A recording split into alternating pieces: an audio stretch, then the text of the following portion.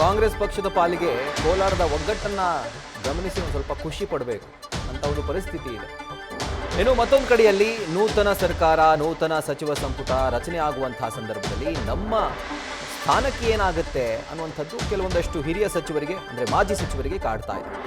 ಪಕ್ಷ ನೀಡುವಂತಹ ಯಾವುದೇ ಜವಾಬ್ದಾರಿಯನ್ನು ನಿಭಾಯಿಸಲು ಸಿದ್ಧನಿದ್ದೇನೆ, ನಾನು ಪಕ್ಷದ ನಿಷ್ಠಾವಂತ ಕಾರ್ಯಕರ್ತ ಅಂತ ಮಾಜಿ ಸಚಿವ ಈಶ್ವರ್ ಖಂಡ್ರೆ ಹೇಳಿದ್ದಾರೆ. ನಾನು ಈ ಹಿಂದೆ ಪೌರಾಡಳಿತ ಸಚಿವನಾಗಿ ಸುಧಾರಣೆಯನ್ನ ತಂದಿದ್ದೆ. 5 ವರ್ಷಗಳ ಕಾಲ ಕೆಪಿಸಿಸಿ ಕಾರ್ಯಾಧ್ಯಕ್ಷನಾಗಿ ಪಕ್ಷವನ್ನ ಸಂಘಟನೆ ಮಾಡಿದ್ದೇನೆ.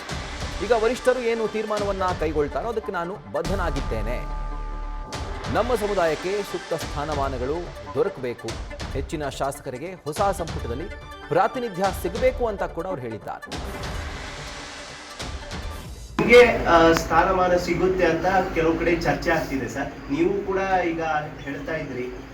ನೋಡಿ, ಈಗ ನಾನು ಪಕ್ಷದ ನಿಷ್ಠಾವಂತ ಕಾರ್ಯಕರ್ತನೂ ಇದ್ದೇನೆ, ಅದೇ ರೀತಿಯಲ್ಲಿ ಅಖಿಲ ಭಾರತ ವೀರಶೈವ ಲಿಂಗಾಯತ ಮಹಾಸಭೆಯ ಅಧ್ಯಕ್ಷನಾಗಿಯೂ ಇವತ್ತು ನಮ್ಮ ಸಮುದಾಯದ ಎಲ್ಲರ ಒಂದು ಅಭಿಪ್ರಾಯ ಇದೆ.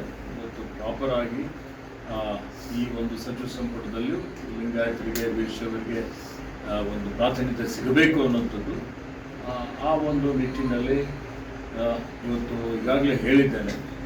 ಯಾವ ಹುದ್ದೆ ಕೊಟ್ಟರು ನಿಭಾಯಿಸಲಿಕ್ಕೆ ಸಿದ್ಧನಾಗಿದ್ದೇನೆ.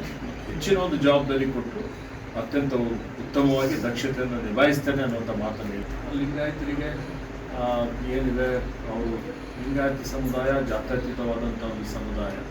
ನಮ್ಮ ಸಮುದಾಯದಿಂದ ಸುಮಾರು 36 ಜನ ಕಾಂಗ್ರೆಸ್ನಲ್ಲಿ ಶಾಸಕರಾಗಿ ಆಯ್ಕೆಯಾಗಿದ್ದಾರೆ. ಅದೇ ರೀತಿಯಲ್ಲಿ ಈ ಒಂದು ಸಮುದಾಯಕ್ಕೂ ಎಲ್ಲರ ಜೊತೆ ನಮ್ಮ ಪಕ್ಷ ಸರ್ವರಿಗೂ ಸಮಬಾಳು ಸಮಪಾಲು ಎನ್ನುವಂಥ ರೀತಿಯಲ್ಲಿ ಪ್ರತಿಯೊಬ್ಬರಿಗೂ ಸಾಮಾಜಿಕ ನ್ಯಾಯ ಸಿಗಬೇಕು.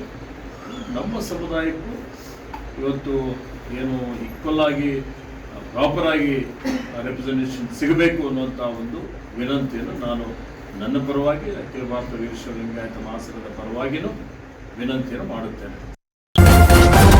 ನ್ಯೂಸ್ ಫಸ್ಟ್, ನಿರ್ಭೀತಿಯಿಂದ ನಿಮ್ಮ ಪರವಾಗಿ.